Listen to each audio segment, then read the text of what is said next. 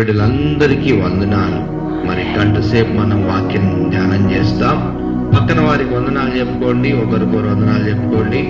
మంచి మనస్సుతో హృదయపూర్వకంగా పక్కన ఉన్న వారికి వందనాలు చెప్పుకుందాం. మంచిది. ఇంతవరకు ఆరాధన మరి కీర్తనలు పాడి మరి చాలా శ్రమతో కూడిన మరి పరిచర్యలో పాలు పొందిన ప్రతి ఒక్కరికి వందనాలు. 2 కొరింథీ పత్రిక 1వ అధ్యాయం 20వ వచనాన్ని ధ్యానం చేద్దాం. మనము చాలాసార్లు ఒక పదాన్ని పలుకుతుంటాం. ఆ పదం యొక్క శక్తి ఏమిటో మనం చాలాసార్లు గ్రహించకుండానే పలుకుతుంటాం. అయితే ఈరోజు దేవుడు మనకు ఆ వాక్యం గురించిన వివరణ మనకు ఇవ్వబోతూ ఉన్నారు. 2వ కొరింథీ పత్రిక 1వ అధ్యాయం 20వ వచనం.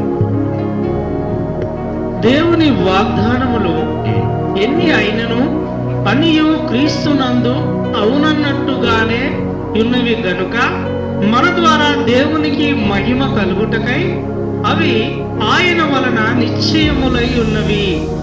మీతో కూడా క్రీస్తునందు నిలిచి ఉండునట్లుగా మమ్మను స్థిరపరిచి అభిషేకించిన వాడు దేవుడే. ఆయన మనకు ముద్ర వేసి మన హృదయములలో మనకు ఆత్మ అను సంచకరువును అనుగ్రహించి ఉన్నాడు. ప్రార్థన చేసుకుందాం. పరిశుద్ధుడా, ప్రేమ కనికరం గల తండ్రి, వాక్యమై ఉన్న దేవుడవు నాయన, వాక్యము ద్వారానే ఇదిగో ఇంతవరకు మా జీవితాలలో మాకు కావలసిన పరిశుద్ధత, మరి ముఖ్యంగా పాప క్షమాపణ, ప్రభ రక్షణ, నిరీక్షణ, ప్రభ మీరు చేసిన విమోచన, మీరు మా కొరకు చేసిన త్యాగం సమస్తము మేము గ్రహించడానికి మీరు వాక్యము ద్వారానే మాతో అనేక మార్లు ముచ్చటించి మాట్లాడి మమ్ములను మీరు బలపరిచి స్థిరపరిచి ఉన్నారు. ఇదిగో ఈ పరిశుద్ధ ఆదివారం దినం ప్రభా, ఈ జూలై నెల నాయనా నీకు స్తోత్రాలు. 2వ తండ్రి ఆరాధనలో తండ్రి మీ కృప మాకు తోడై ఉంచి దీవించమని యేసు పరిశుద్ధ నామంలో ప్రార్థిస్తున్నాం తండ్రి, ఆమేన్. హల్లెలూయా. అయితే దేవుని వాక్యాన్ని మనం శ్రద్ధగా వినాలి. వింటే ఆశీర్వాదం వస్తుంది. పిల్లరా, ఆ కాలంలో కూడా భక్తి అనేది ఎలా వస్తుందంటే, ఒంటరిగా ఉంటే భక్తి వస్తుందా? మనకి రాదు. గుంపులో ఉండి నేర్చుకుంటుంటే భక్తి అనేది మనకు వస్తుంది.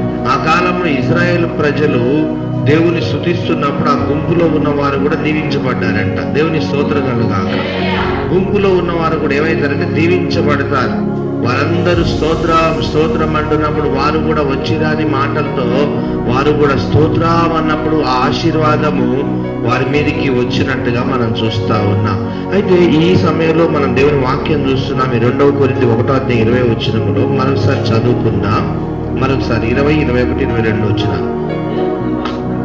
దేవుని వాగ్దానములు ఎన్ని అయినను అన్నియు క్రీస్తునందు, అందరు చెప్పండి, దేవుని వాగ్దానములు ఎన్ని ఇవ్వబడ్డాయో అన్నియు నా జీవితంలో నెరవేరును గాక.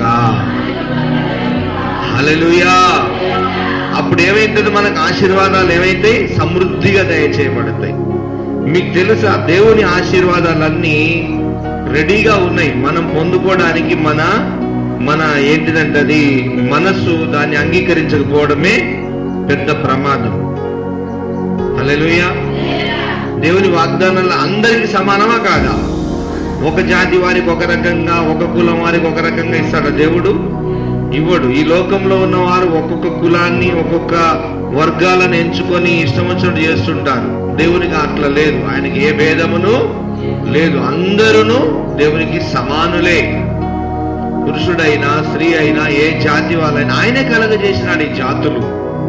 ఆయన కలగజేసినాడు ఈ జాతులు. భూమి మీద ఆకాశంలో మరి సంచరించే పక్షి జాతి ఎలా ఉంటుందో భూమి మీద ఉన్న మనుషుల జాతులు కూడా ఆయనే సృష్టించినాడు.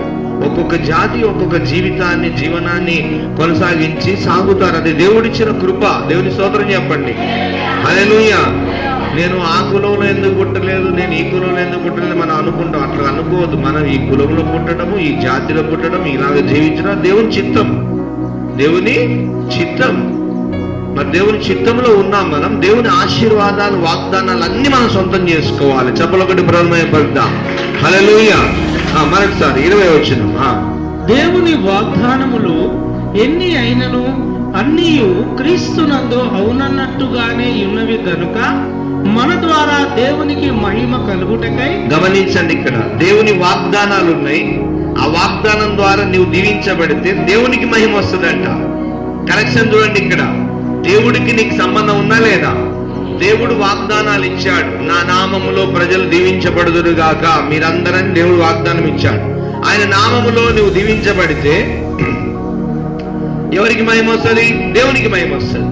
నువ్వు దీవించబడాలి, దేవునికి మహిమ రావాలి. ఈ కనెక్షన్ పెట్టాడు. ఏం కనెక్షన్ అది? వాగ్దానములతో కూడిన బంధం. స్తోత్రం చెప్పండి.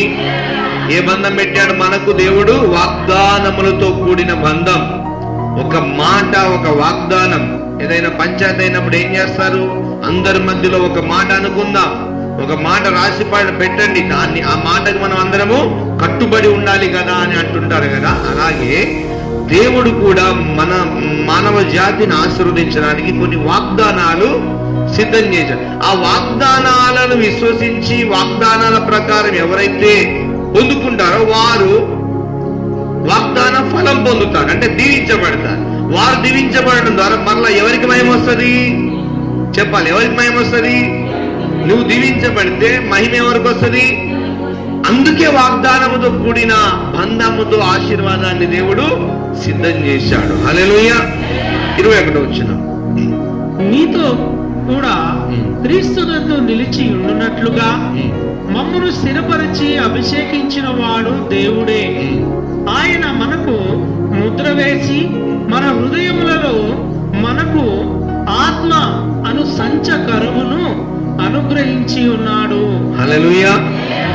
సంచకరువు అంటే ఏంటంటే వంతెన అనేది చాలా మంది తెలుసా? వంతెన, ఒక కాలువ దాటాలన్నా, ఇప్పుడు బ్రిడ్జిలు వేస్తున్నారు, అక్కడక్కడ కింద నీళ్లు పోతుంటాయి, కాలువ పైన ఏమేస్తారు? దాన్ని ఏమంటే వంతెన అంటారు. దేవుని చేరుకోవడానికి మన ఆత్మకు ఆయన ఒక వంతెనగా కూడా మారిపోయినాడంట. దేవుని సోదర కలగా, అంటే దేవుని ఆత్మలో అసలు దేవుని వాగ్దానం పొందుకోవడానికి మనం అర్హత లేదు. ఆయన మన ఆత్మలను ఆశీర్వదించడానికి ఆయన మనకి ఎలా ఉన్నాడు? సంచకరువుగా, ఒక సహకారిగా. పిల్లల మనం ఏం చేయాలని, ఏం పొందుకోవాలన్నా మన వల్ల కాదు, దేవుని ఆత్మ ద్వారా జరగాలి. దాని కొరకు దేవుడు ఎలా మనల్ని ఆశ్రయించాలి అలాగనా సిద్ధం చేసి ఉన్నాడు. అదే 2 కొరింథీ పత్రిక 1వ అధ్యాయము, మళ్ళీ గలతీ పత్రిక 6వ అధ్యాయం 19వ వచనం చూసుకుందాం. మరి వాగ్దానాలు ఏమున్నాయి? ఈ వాగ్దానాలు మనం ఏం పొందుకోవాలి? మరి ముఖ్యంగా ఒక విషయం గుర్తుపెట్టుకోండి, ప్రార్థన చేసేటప్పుడు చాలా పరిశుద్ధమైన మనసుతో చేయాలి. మన ఇష్టం వచ్చిన తొందరపాటుతో చేయకూడదు. మనము ఈ ప్రార్థన చేసేటప్పుడు చాలా జాగ్రత్తగా మనము మనసు పెట్టి చేయాల్సి ఉంటుంది. హల్లెలూయా. ఈ ప్రార్థన, విశ్వాసము, ఇవన్నీ చాలా ఏమంటారంటే మనస్ఫూర్తిగా అనంటే మనకు అర్థమయ్యే భాష ఏంటిది? మనస్ఫూర్తిగా మాట్లాడుతున్నాడా, పైన మాట్లాడుతున్నాడా అని అంటుంటారు అక్కడ. అవును, ఇది దేవుని వాక్యంలో ఏమిటంటే పూర్ణ హృదయంతో దేవుని ఎలా ఆరాధించాలి? పూర్ణ ఆత్మతో, పూర్ణ మనస్సుతో, పూర్ణ వివేకంతో, పూర్ణ బలముతో మనం దేవుణ్ణి ఆరాధించాలి. గలతీ పత్రిక 6వ అధ్యాయం 19వ వచనం,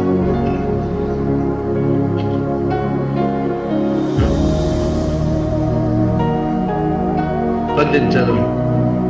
18వ వచనం, సహోదరులారా, మన ప్రభు అయిన యేసుక్రీస్తు కృప, చివరి వచనం, ఆత్మతో ఉండునుగాక. హల్లెలూయా. ఆమేన్ అని వ్రాయబడింది. చూడండి, చివర్లో ఏమని రాయబడింది? ఆమేన్. అంటే ఈ రోజు దేవుడు మాట్లాడుతున్న మాట ఆమేన్ అనే మాటకు అర్థం ఏంటంటే జరుగునుగాక, అవునుగాక, ఖచ్చితముగా ఇప్పుడు చేసిన ప్రార్థన ఫలించునుగాక అని అర్థం. చాలా మంది ప్రార్థన చేస్తారు, ప్రార్థన ఆన్లైన్ ప్రార్థన చేసినప్పుడు చూస్తే అంత ప్రార్థన చేస్తా ఉంటే అంత ఆవలింపులు చేస్తుంటారు, నిద్రలో ఉంటారు. ఆమెన్ అన్నప్పుడు ఆమెన్ అని స్లోగా అంటుంటారు. కానీ దానికి ఉన్న శక్తి ఏంటిదంటే ఇంతసేపు చేసిన ప్రార్థన ఆ ప్రార్థన ఫలించాలంటే ఆ చివరి చెప్పే మాటలోనే శక్తి ఉంది. దేవుని స్తోత్రం కనుక ఆమేన్ అని అన్నప్పుడు అవన్నీ గుర్తుకు రావాలి. మనం చేసిన ప్రార్థన అంతా గుర్తుకొచ్చి అది జరగాలని ఆమేన్ అనాలి. అప్పుడు ఆ ప్రార్థన ఫలవంతంగా ఉంటది. ప్రియులారా, దేవుడిచ్చిన వాగ్దానం చూడండి. ఈ యొక్క గలతీ పత్రిక 6వ అధ్యాయం 18వ వచనంలో, సహోదరులారా, మన ప్రభు అయిన యేసుక్రీస్తు కృప మీ ఆత్మతో ఉండును గాక. ఆమేన్ అని వ్రాయబడిందంటే అది జరుగును గాక అని అర్థం. హల్లెలూయా. ఆ రోజుల్లో ప్రియులారా, దేవుని వాగ్దానాలను గుర్తు చేస్తూ ఉండగా ప్రజలు ఇలాగే వేల మంది, లక్షల మంది కూడుకుని ఆమేన్ ఆమేన్ అంటుండేవారు. ఆ ఆమేన్ అనే విషయంలో శిక్షలు కూడా పడేవి కొంతమందికి. ఎక్కడంటే ఎక్కడైనా ఎవరైనా తప్పు చేస్తే, ఈ కాలంలో మరి ఉందో లేదో కానీ వాయు వరుసలు లేకుండా తప్పులు చేస్తారు కొంతమంది. వాయు వరుసలు, చిన్నమ్మ లేకపోతే కొంతమంది బంధువులలో వరుస లేని వారితో పాపం చేస్తారు చూసారా, వాళ్ళను కూడా నడి బజార్లో నిలబెట్టి పంచాయతీ చేసినప్పుడు వీడికి శిక్ష పడును గాక అని అందరూ ఒకే ఉద్దేశంతో అంటారు కదా. అప్పుడు వాడి మీద ఏం జరుగుతుంది?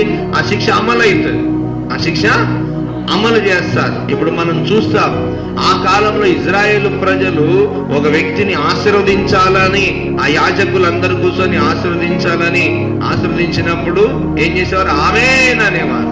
తర్వాత శపించినప్పుడు కూడా ఆమేన్ అనేవారు. అంటే మంచి యాజకులు గాని పరిశుద్ధ గుంపు ఆమేన్ అనగానే వారు అది జరుగును కాక, అంతే ఇక మాట ఖచ్చితం అని చెప్పి వాక్యము మనం చూడబోతున్నాం. దేవుని స్తోత్రం కలుగును గాక. ద్వితీయోపదేశ కాండం 27వ అధ్యాయము 16వ వచనం నుండి ధ్యానం చేద్దాం మనం ఈరోజు. ద్వితీయోపదేశ కాండం, ఆ రోజుల్లో సమాజం అంతా కూడుకొని ప్రభు సన్నిధిలో, దేవుని సన్నిధిలో నిలబడి పలుకుతూ ఉండేవారు. అప్పుడు ఆ యాజకులు, ఆ పరిశుద్ధ గుంపు పలుకుతున్నప్పుడు ప్రజలందరూ ఏమంటున్నారు చూడండి ఒకసారి. ప్రజలందరూ ఏమంటున్నారు? ఆ ద్వితీయోపదేశ కాండం 27వ అధ్యాయం 16వ వచనం. తన తండ్రినైనను తన తల్లినైనను నిర్లక్ష్యము చేయువాడు శాపగ్రస్తుడని చెప్పగా. ఫస్ట్ మొదటి వచనం చదవండి. 27:1. మోషేయు ఇశ్రాయేలీయుల పెద్దలను ప్రజలతో ఇట్లనిరి, నేడు నేను మీకు విధించుచున్న ధర్మమును మీరాచరింపవలెను. మీ దేవుడైన యెహోవా మీకిచ్చుచున్న దేశమున ప్రవేశించుటకు మీరు యోర్దాను దాటు దినమున మీరు పెద్ద రాళ్లను నిలువబెట్టి వాటి మీద సున్నము పూసి, నీ పితరుల దేవుడైన యెహోవా నీతో చెప్పినట్లు నీవు నీ దేవుడైన యెహోవా నీకిచ్చుచున్న పాలు తేనెలు ప్రవహించు దేశమున ప్రవేశించుటకు నీవు ఏరు దాటిన తరువాత ఈ ధర్మశాస్త్ర వాక్యములన్నిటినీ వాటి మీద వ్రాయవలెను. మీరు ఈ యోర్దాను దాటిన తరువాత నేడు మీకు ఆజ్ఞాపించినట్టు ఈ రాళ్లను ఏబాలు కొండ మీద నిలువబెట్టి వాటి మీద సున్నము పూయవలెను. చూడండి, ఇక్కడ ఒక నిబంధన, కొన్ని వాక్యాలు, దేవుని యొక్క ఆజ్ఞలు పాటించాలి, కొన్ని కట్టడలు, ఆ శాప వచనాలు, ఆశీర్వాద వచనాలు ఆ రాళ్ల మీద రాసి ఉంచాలని చెప్పిన తర్వాత ఇక అందరు సర్వ సమాజం అంతా కూడుకొని ఇప్పుడు ఆ యొక్క ఆజ్ఞలు ఏమిటి, ఆ యొక్క ఆశీర్వాదాలు ఏమిటి, ఆ శాప వచనాలు ఏమిటి అనేది వివరిస్తున్నారు. మనం 17వ వచనం నుంచి ధ్యానం చేద్దాం దయచేసి. 17వ వచనం నుంచి మనకు ఒక అర్థమవుతుంది వాళ్ళు ఏమేమి మాట్లాడుకున్నారు చూద్దాం. 17వ వచనం నుంచి చదువు స్టీవెన్. తన పొరుగు వాని సరిహద్దు రాయిని తీసివేయువాడు శాపగ్రస్తుడని చెప్పగా ప్రజలందరూ ఆమెన్ అనవలెను. ప్రజలందరూ ఏమనాలి? తన పొరుగువాని సరిహద్దు రాయిని తీసివేయువాడు శాపగ్రస్తుడు అని చెప్పగా ప్రజలందరూ ఆమెన్ అనవలెను. హల్లెలూయా. మనకు అక్కడక్కడ పొలాల మధ్యలో గొడవలు అవుతాయి. అప్పుడు ఏమంటుంటారు? పొలం మధ్యలో పంచాయతీలు అయినప్పుడు నువ్వు ఈ గెట్టు జరిగినవు, నువ్వు ఇక్కడ 4-5 గెట్లు 4-5 ఫీట్ల మందం ఇటు జరిగినవు, నాదొక అరెకరం నువ్వు జరిగినవు, అరెకరం దోచుకున్నావు, నిజం చెప్పు అని చెప్పి అంటుంటారు కదా. అప్పుడు అరే ఈ మాటకు మన ఏంటంటే, నీవైతే నీకు ఆ శాపం వస్తుంది, లేకపోతే నేనైతే నాకు శాపం వస్తుంది, ఎవరు తప్పు చేసిరో వాళ్ళ మీదకి వస్తుంది అని చెప్పేసి ఈ మధ్యలో ఏం చేస్తుంటే ఆకులు పట్టుకో, లేకపోతే ఏదైనా ప్రమాణం చేయి అని చెప్తా ఉంటారు. ఇక ప్రజలు దేవుని శాసనాలు చెప్పబడుతున్నప్పుడు ఆమెనంటే చాలు కదా, జరిగిపోయినట్టే. దేవుని స్తోత్రం గాక. తన పొరుగువాని తన పొరుగువాని సరిహద్దు రాయిని తీసివేయువాడు శాపగ్రస్తుడని చెప్పగా ప్రజలందరూ ఆమేన్ అనవలెను. హల్లెలూయా. ఇక ఏమి లేదు అక్కడ. ఈ రాయి ఎవరు జరిపారో వాడు శాపగ్రస్తుడు అవునుగాక అని యాజకులు కొంతమంది పరిశుద్ధులు అన్నప్పుడు ఉన్న జనాలందరూ ఆమేనంటే చాలు వాడు శాపగ్రస్తుడు అయిపోతాడు. అంత చక్కగా దేవుడు ఆజ్ఞలు ఆ కాలంలో ఇచ్చి ఉన్నాడు ప్రజలకి. చూద్దాం 18వ వచనం. గుడ్డివాణ్ణి త్రోవను తప్పించువాడు శాపగ్రస్తుడని చెప్పగా ప్రజలందరూ ఆమేన్ అనవలెను. గుడ్డివానికి ఏదైనా మోసం ఎవరైనా చేస్తే, గుడ్డోని సొమ్ము ఎవరైనా తినేస్తే వాడు కూడా శాపగ్రస్తుడు అవును గాక అని ప్రజలంటే ఆమేన్ అనాలి. అలా తగిలి శాపాలు, కొన్ని తరాలకు శాపాలు తగిలి ప్రజలు ఇంతకు ముందు బాధపడ్డారు. గుర్తుపెట్టుకోండి బాగా. మనకంటే ముందున్న తరాలు అనేక శాపాలకు గురి అయిపోయి అనేక విధాలుగా పీడింపబడ్డారు. అయితే శుభవార్త ఏమిటంటే యేసయ్యని నమ్ముకున్న మనకు ఆ దేవుడు ఆ శాపాన్ని ఆపేశాడు. దేవుని స్తోత్రం కలుగాక. మన శాపాన్ని ఆయన తీసుకున్నాడు కాబట్టి, మనం ఆయన నామాన్ని విశ్వసించినాం కాబట్టి మన మీద ఉన్న శాపపు కాడి విరిగిపోయింది. లేకపోతే మన దగ్గర నుంచి కొన్ని తరాల వరకు శాపం పనిచేసేది. శాపం అంటే అదొక లోకం, అదొక గుడ్డి లోకం, అజ్ఞాన లోకం. కొన్ని జాతులైతే ఇంకా శాపములో ఉన్నాయి. మనమైనా నయం. కొన్ని కొండ జాతులు, కొన్ని అడవి జాతులు ఇంకా లోపల ఉన్నాయి. కొన్ని క్రూరమైన జాతులు ఎవడైనా తప్పు చేస్తే వాడిని అక్కడే స్తంభాన్ని కట్టేసి చంపేస్తారు. కొన్ని కట్టడలు ఉంటాయి, వాళ్ళ కులపు కట్టడలు. కొన్ని వారి కులపు కొన్ని పట్టింపులు ఉంటాయి. అలాగన ఇక శాపాలకు వారు లోనైపోయి అనేక విధాలుగా ఇబ్బంది పడతా ఉన్నారు. అయితే ఈ కాలంలో ఉన్న మన మీద దేవుడు తన కృపను గుమ్మరించాడు. అంత మాత్రం కాదు, మన మీద ఆయన తన ఆత్మను ఉంచినాడు. అందుకే ఇలాగ క్షేమంగా జీవిస్తున్నాం. దేవుని స్తోత్రం కలుగాక. మీకు తెలుసా, దేవుని ఆత్మ మన మీద వచ్చి మన హృదయంలో వచ్చి మనకు ఆ వాక్యం గ్రహించే కృపనిస్తేనే వాక్యం అర్థమైంది. లేదా వాక్యం అర్థం కాదు. లోకంలో వాళ్ళకి అర్థమవుతుందా వాక్యం? చెప్పండి మీరే. వాక్యం అర్థమవుతుంది లోకంలో వాళ్ళకి?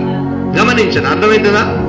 మరి నీకెందుకు అర్థమవుతుంది చెప్పాలి. దేవుని ఆత్మ మన మీద, దేవుని ఆత్మ మీ మీద నిలుచుచున్నాడు గనుక మీరు ధన్యులు. అందరు చెప్పండి, దేవుని ఆత్మ నాకు సంచకరవుగా ఉన్నాడు. అంటే దేవుని విషయాలు గ్రహించడానికి కూడా దేవుని ఆత్మనే మనకు సహాయం చేస్తాడు.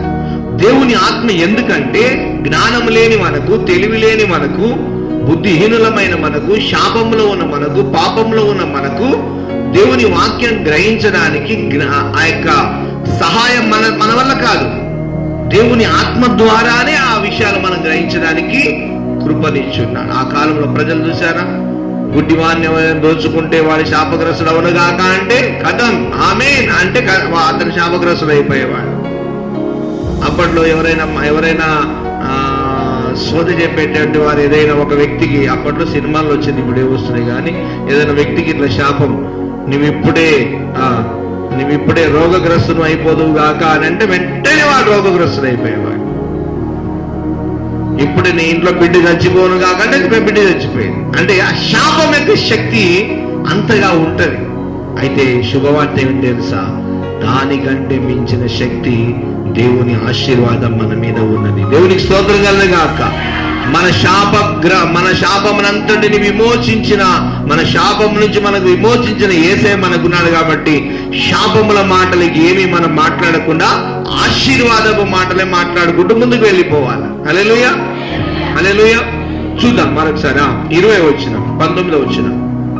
పరదేశికే గాని, తండ్రి లేని వానికే గాని, విధవరాలికే గాని న్యాయము తప్పి తీర్పు తీర్చువాడు శాపగ్రస్తుడని చెప్పగా ప్రజలందరూ ఆమేన్ అనవలెను. హల్లెలూయా. చాలా మంది అంటారు, మా భర్త లేడు, ఆమెకి ఎందుకు అన్యాయం చేస్తున్నావు, అన్యాయం చేయకు, ఆమెకి ఇచ్చేసేయి అని చెప్పి ఈ పొలాల మధ్యలో ఇళ్ళ మధ్యలో గొడవలు వచ్చినప్పుడు మాట్లాడుతుంటారు. అవునా అవునా? ఏమంటుంటారు? భర్త లేడు ఆమెకి, తండ్రి లేని పిల్లలు వాళ్ళకి ఎందుకు అన్యాయం చేస్తావు, జాగ్రత్త, నీ మీదికి ఏమైనా వచ్చేగినా.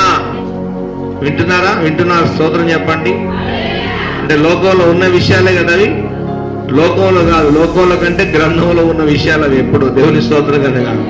చాలా మందిలో ఈ పంచాయతీలలో ఈ జరిగే పద్ధతులన్నీ బైబిల్లో ఉంటాయి. కాకపోతే దేవుని చట్ట ప్రకారం పోగా ప్రజలు వాళ్ళ ఇష్ట ప్రకారము కొన్ని చేస్తా ఉంటారు, తారుమారు చేస్తారు. దేవుడు అన్నాడు అప్పుడే, చూసారు కదా, తండ్రి లేని ఆ విధవరాలికి గాని, పరదేశికి గాని, విధవరాలికి గాని, తండ్రి లేని వానికి తండ్రి లేని పిల్లలకు గాని, విధవరాలికి గాని న్యాయము తప్పి తీర్పు తీర్చువాడు ఎవడైనా అన్యాయం చేస్తే వాడు శాపగ్రస్తుడవునుగాక. అంటే ప్రజలందరూ ఏమంటారు? గట్టి చెప్పండి, ఏమంటారు? అంటే వాడెవడు అన్యాయం చేస్తాడో వాడి మీదకి శాపం వెళ్ళిపోతుంది. ఇలా చాలా దేవుడు పద్ధతులు కట్టడలన్నీ చూపించినాడు. అంటే మనకి వద్దు, ఇప్పుడు ఆశీర్వాదాల గురించి మాట్లాడుకుందాం. దేవుని స్తోత్రం చెప్పండి. మనకేం కావాలి? శాపాలు కావాలి, ఆశీర్వాదాలు కావాలి? శాపాలు వద్దు, మనకేం కావాలి? ఇప్పుడు మన దగ్గర నుంచి కొన్ని తరాలకు ఆశీర్వాదం కావాలి. గుర్తుపెట్టుకోండి, మన దగ్గర నుంచి కొన్ని తరాలకు ఆశీర్వాదం కావాలి. దేవుడిచ్చిన వాగ్దానం మరి ముఖ్యంగా ప్రకటన గ్రంథంలో ఒక ముఖ్యమైన వాగ్దానాన్ని జ్ఞాపకం చేస్తాను. ప్రకటన గ్రంథం 2వ అధ్యాయం 10-11 వచనాలు. దేవుడిచ్చిన వాగ్దానము చివరికి వెళ్ళిపోవాలి. మనం మధ్య మధ్యలో కాదు, అసలు పరలోకంలో ఏ వాగ్దానం ఇచ్చాడు మనకన్నది మనం చూడాలి. హల్లెలూయా. మనం పొరపాటును కూడా ఇంకో మాట ఈ సమయంలో జ్ఞాపకం చేస్తున్నాను. నాలుకకి ఎంత శక్తి ఉంటుందంటే, నువ్వు ఎవడి మీదకైనా శాపం వదులుతుంది, శాపంగా అట్లే నిలబడుతుంది. అయితే ఇంకొక శుభవార్త ఏమిటంటే, ఆ శాపాన్ని విరగొట్టే శక్తి కూడా నీ దగ్గరే ఉంటుంది, నీ నాలుక మీదనే ఉంటుంది. ప్రభువా, నేను తెలిసి తెలియక ఒక వ్యక్తిని తిట్టాను, శపించాను, యేసు నామములో ఆ శాపపు కట్లు ఇప్పుడే విరగొడుతున్నాను. ఆయన ఆ శాపం ఆ బిడ్డ మీద పని చేయకూడదయ్యా, నీ కృప నాపై ఉంచయ్యా అని చెప్తే ఆ శాపం విరిగిపోతుంది. ఆశీర్వాదం అయిపో, ప్రభు ఆ బిడ్డను నువ్వు ఆశీర్వదించయ్యా అంటే ఆశీర్వాదమే వస్తుంది. యేసన్న గారు సేవ చేస్తున్నప్పుడంట, విదేశాలకు వెళుతున్నప్పుడు, విదేశాల్లో తిరుగుతున్నప్పుడు చాలా మంది అక్కడున్న భారతీయులు యేసన్న గారిని ఇలాగే చూస్తుండేవారంట.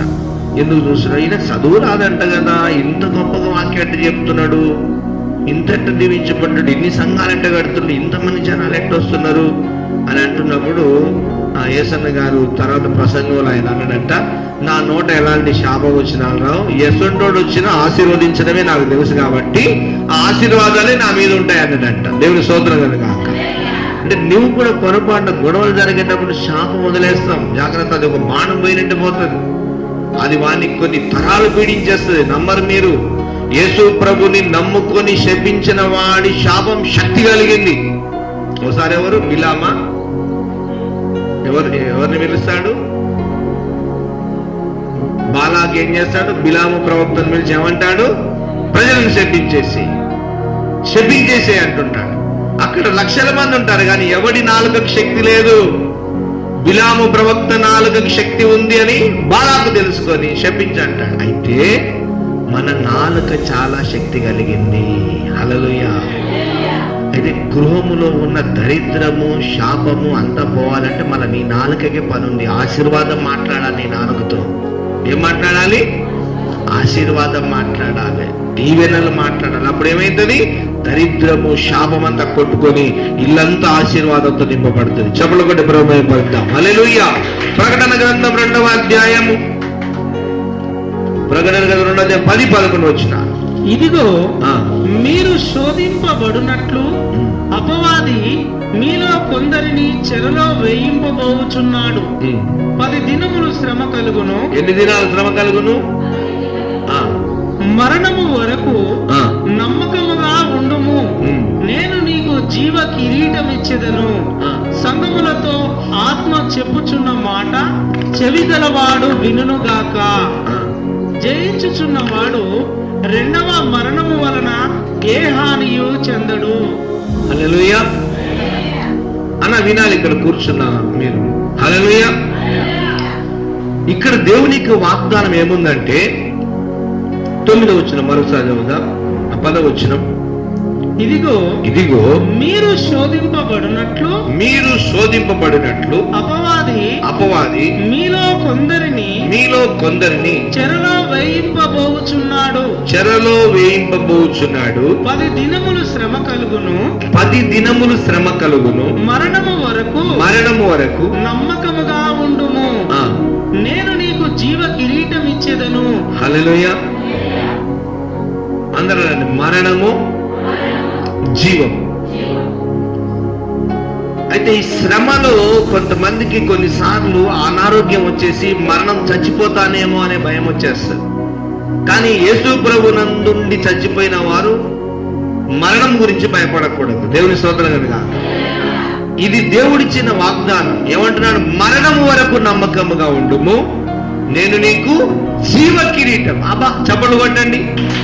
మరణము కానీ భూమి మీద అయినా కానీ నువ్వు భయపడొద్దు, జీవ కిరీటం పొందుకుంటావు. హల్లెలూయా. మొన్నటి దినాన్ని నేను దిండిలో వాక్యం చెప్తున్నాడు, కొత్త కోణంలో ప్రభు మాట్లాడుతున్నాడు. పునరుత్థాన బలము అంటే ఏంటిదంటే చనిపోయిన వారిని తిరిగి లేపడానికి పునరుత్థాన బలం అంటారు. యేసుక్రీస్తు నందు మృతి నొందిన వారు ధన్యులు, వారు మొదట లేతురు అని అన్నప్పుడు వారికి ఏ బలం ఇస్తాడు దేవుడు? చనిపోయిన వాళ్ళకి పునరుత్థాన బలం ఇస్తాడు. ఏ బలం ఇస్తాడు? యేసయ్యను ఎందుకు నమ్ముకోవాలని చాలా మంది అంటారు. యేసయ్యను ఎందుకు నమ్ముకోవాలి? నువ్వు చచ్చిన తర్వాత పునరుత్థాన బలం పొందుకోవాలి కాబట్టి యేసయ్యను నమ్ముకోవాలి. దేవుని స్తోత్రం కలుగాక. నువ్వు చనిపోయిన తర్వాత కూడా నీ ఆత్మ పరలోకం వెళ్ళాలంటే ఏ బలం కావాలి నీకు? పునరుత్థాన బలం కావాలి. ఏ బలం కావాలి? యేసు ప్రభువు ఏ బలం కలిగి ఉన్నాడు? పునరుత్థాన శక్తి కలిగి ఉన్నాడు. లోకంలో ఉన్న దేవతలు దేవుళ్ళు శక్తి కలిగి లేరు, పునరుత్థాన బల శక్తి లేదు. అందుకే ఆయన దేవతలకు అందరికంటే పైన ఉన్నవాడు. ఆయన ప్రభువులకు ప్రభు, రాజులకు రాజును వ్రాయబడింది. ఏ బలం ఉంది యేసయ్య దగ్గర? చనిపోయినా తిరిగి లేపే బలం ఉంది. చెప్పలు కొట్టి ప్రారంభం. ఏ బలం ఉంది? చనిపోయిన వారిని తిరిగి లేపి సజీవులుగా నిలబెట్టే బలం ఉంది యేసయ్యకి. కాబట్టి ఎందుకు నమ్ముకోవాలంటుంటారని అన్ని జనులు అంటుంటారు. మీరు యేసయ్యని ఎందుకు నమ్ముకోవాలంటే మనం ఈ లోకంలో యాత్ర ముగించబడుతుంది ఒక రోజు. అప్పుడు మన ఆత్మకి ఏ బలం కావాలి? ఏ బలం ఉంటే పరలోకం వెళతాం? ఏ బలము చేత వెళతాం? పునరుత్థానాన్ని యేసయ్యని అంగీకరించిన వారు పునరుత్థాన బలముగా పరలోక రాజ్యానికి వెళతారు. దేవుని స్తోత్రం కలుగాక. అందుకు నమ్ముకోవాలి మీరు యేసయ్యని అని చెప్పి అక్కడ ఉన్న అన్ని జనులకు సువార్త చెప్పిన. స్తోత్రం కలుగాక. అయితే మరణం వరకు నమ్మకం గుండా ఏమిస్తాడంట దేవుడు? జీవ కిరీటం. 11 వచ్చింది ఆయన ఒకసారి. ఆత్మ చెప్పుచున్న మాట చెవిగలవాడు వినుగాక. జయించువాడు రెండవ మరణము వలన ఏ హానియు చెందు. అందరు చెప్పండి, మరణము. హుషారుకున్నారా అందరూ? మరణము. ఇంకోటి ఏంటిది? రెండవ మరణం. ఇంకోటి ఏంటిది? మొదటి మరణం ఏంటి తెలుసా? శరీరానికి వచ్చే మరణం. ఏ మరణం ఇది? రెండో మరణం ఏంటిదంటే ఆత్మకు మరణము లేదు. దేవుని స్తోత్రం కలుగా. ఆత్మకు మరణము లేదు. యేసుక్రీస్తు ప్రభువారు ఒకసారి ఏమన్నారంటే, అన్న మీరు జాగ్రత్త వినాలి, మీరు అధైర్యపడకూడదు. 2 కాళ్ళు ఉండి 2 చేతులుండి నరకములో పడవేవాడు కంటే అంగహీనుడవై అంటే కుంటివాడవై, లేకపోతే ఒక చెయ్యి లేని అంగహీనుడవై, ఒక కన్ను లేని గుడ్డివాడవై పరలోకంలో చేరబడటం మంచిది కదా అంటాడు. హల్లెలూయా. మొదటి మరణము రెండవ మరణం ఏంటంటే, మొదటి మరణం ఎన్నేళ్ళగానే వస్తుందా రాదా? చెప్పాలి, వస్తుందా రాదా? ఎన్ని రోజులకని లోకంలో చనిపోదావు లేదా? కానీ నీవు రెండవ మరణం పొందకూడదంటే నీ ఆత్మ దేవుని చేత నడిపింపబడుతూ ఉండాలి. హల్లెలూయా. మత్తయి సువార్త 9వ అధ్యాయంలో ప్రభుని యేసయ్య చెప్పిన మాట మనం చూద్దాం. ఈ లోకంలో చాలా మంది అనుకుంటుంటారు, పిల్లలు మీకు తెలుసా, కాళ్ళు చేతులు అన్ని ఉండడం కాదు. 2 చేతులు ఉండవు ఒక అయ్యగారికి, 2 కాళ్ళు ఉండవు. ఆయన నిక్, ఆయన పేరు. ఒకవేళ ప్రభు చిత్తంతో రోజు ప్రొజెక్టర్ మీరు చూపిస్తారు. ఆయన 2 కాళ్ళు 2 చేతులు ఉండవు. ఎంత ఉంటాడు తెలుసా? ఇక్కడ ఈ స్టేజ్ మీద ఇట్లా నిలబెడతారు. ఆయన ఇంత ఉంటాడు. ఆ చిన్న పిల్లలు ఉన్నంత సైడ్ ఉంటాడు. ఆయన వాక్యం చెప్తాడు. ఎన్ని లక్షల మంది ఉంటారు తెలుసా? ఆయన పేరు నిక్, పాస్టర్ నిక్. 2 చేతులు ఉండవు, 2 కాళ్ళు ఉండవు. మైక్ పెడతారు, ఇట్లా చిన్న మైక్ ఆయన హెడ్ కి నిలబడి వాక్యం చెప్తా ఉంటాడు. టక టక టక టక. ఇప్పుడు మనము పరలోకంలో ఎవరు చేర్చబడతారు? అందము అవయవాలన్నీ బాగున్నవాడు ఉన్నవాడు నరకంలో పడవేయబడతాడు. ఒకవేళ అవయవాలు లేకపోయినా అంగహీనులైనప్పుడు వారు పరలోకంలో చేర్చబడతారని యేసయ్య చెప్తున్నాడు అన్నమాట. మత్తయి సువార్త 9వ అధ్యాయము 14వ వచనం. 9వ అధ్యాయము 44వ వచనం.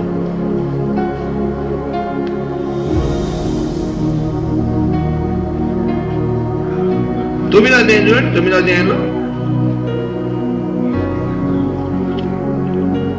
మత్తయి సువార్త లేదా 9వ అధ్యాయంలో ఉంటది. అంగహీనుడవై నువ్వు బ్రతకడం కంటే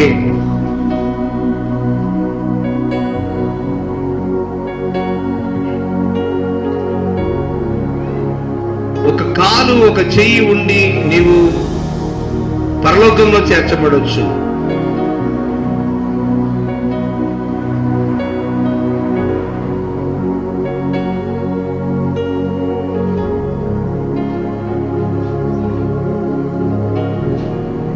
మార్కు సువార్త 9వ అధ్యాయము 44వ వచనం. మార్కు సువార్తలో చదవండి.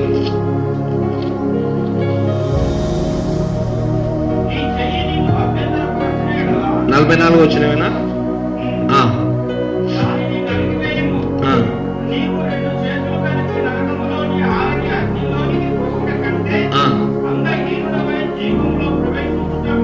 చూడండి, రెండు చేతులు కలిగి నరకములోని ఆరని అగ్నిలోనికి పోవుట కంటే అంగహీనుడవై జీవములో ప్రవేశించడం మేలు. దేవుని స్తోత్రం కలుగాక. ఎంత అందం, ఎంత ఆరోగ్యం, ఎంత అవయవాలు బాగుండి వాడు ఎంత బతికి చివరికి ఎక్కడికి వెళ్తాడు? నరకానికి వెళ్తాడు. ఎక్కడికి వెళ్తాడు? యాక్సిడెంట్ అయింది, కాలు ఇరిగిపోయింది, చెయ్యి ఇరిగిపోయింది. చాలా మంది ఉన్నారు కాలు చేతులు. ఒక పాస్టర్ గారు ఈ మధ్యన ఆ యాక్సిడెంట్ లో యాక్సిడెంట్ అయ్యి కాలు చేతులు పడిపోయినాయి. మంచం మీద అట్లే ఉంటాడు ఆయన. కెమెరా అట్లే ఆన్ చేసుకుని ఉంటాడు, వాకింగ్ చెప్తూనే ఉంటాడు. ఇట్లా బైబిల్ పట్టుకొని పడుకొని ఉంటాడు, బైబిల్ పట్టుకొని వాకింగ్ చెప్తుంటాడు. అది నేను ఫస్ట్ రోజు చూసినప్పుడు ఏడ్చిన. కాళ్ళు చేతులు లేని పాస్టర్ గారు ఇలాగ నా మంచం మీద వాకింగ్ చెప్తూ అంటే వాళ్ళకేంటి? ఎక్కడికి వెళ్ళాలి? అన్ని అవయవాలు ఉన్నవాడు నరకానికి వెళతాడు. కానీ ఈ అవయవాలు ఏమి లేకపోయినా హృదయంలో దేవుని యందు విశ్వాసం ఉంచి ఆత్మను పరిశుద్ధి చేసుకున్నాడు. ఎక్కడికి వెళ్తాడు? జీవములో ప్రవేశిస్తాడు. ఎక్కడికి వెళ్తాడు అన్నది చెప్పండి. నరకము, జీవము. చెప్పండి, జీవంలోకి వెళ్ళాలంటే ఏం చేయాలి? పరిశుద్ధంగా ఉండాలి. జీవితం అంతా పరిశుద్ధంగా కాపాడుకోవాలి. ఎంతసేపు మన సర్వ శరీరం బాగుందా అనుకుంటాం. భయపడనే కూడదు. దేవునికి తెలుసు మనం ఇప్పుడు ఎలా ఉండాలంటే హృదయములో దేవుని ఆరాధిస్తూ, దేవుని మీద నమ్మకం పెడుతూ మనం ఆరాధిస్తూ ఉండాలి. పిల్లరా, యేసన్న గారి మందిరానికి అన్ని లక్షల మంది, వేల మంది వెళ్ళి కూర్చొని దీవెన ఎందుకు పొందుతారో తెలుసా? ఆ సేవకులు, యాజకులు దేవుని ఆరాధిస్తూ స్తుతిస్తున్నప్పుడు వారు కూడా హల్లెలూయా ఆమేన్ అంటుంటారు. ఆశీర్వాదం అంతా వచ్చేస్తుంటది. హల్లెలూయా. పరిశుద్ధులు చేస్తున్న ప్రార్థన గుంపుల దగ్గరికి వెళ్ళి కూర్చోవాలి. ప్రార్థన అనగానే రానయ్యా, లేట్ అవుతుందయ్యా, ఎవడు తీసుకొస్తాడయ్యా, ఎవడు తీసుకుపోతాడయ్యా, నైట్ అయిందయ్యా. ఏమైతుంది? నైట్ అయితే సూర్యుడు అస్తమిస్తాడు, ఇట్లే ఉంటుంది. ఏమైతుంది? నైట్ అయినా పగలైనా ఉన్న జనాలు అందరూ కలిసే ఉంటాం. పురులు తిరిగేమని మనల్ని రక్తం కాల్చి గుంజుకుపోతాయి. అడవులు అయితే లేవు మన ఏరియాలో. రాత్రి అయితే పగలైన ఎక్కడ ఉండాలి? పరిశుద్ధుల గుంపులో వచ్చి కూర్చొని ప్రార్థనలో ఉంటే ఆశీర్వాదం వచ్చేస్తుంది. దేవుని స్తోత్రం కలుగాక. చాలా మంది ఈ వాగ్దానాలకు దూరంగా బ్రతుకుతుంటారు. రెండో మరణం మనకు హాని చేయకూడదంటే మనం ఎక్కడుండాలి? పరిశుద్ధ గుంపులో ఎప్పుడు దేవుని స్తుతిస్తూ ఆరాధిస్తూ ఉండాలి. చదువుదాం మార్కు సువార్త 9వ అధ్యాయంలో ఇంకొక వచ్చిన 45 వచ్చిన.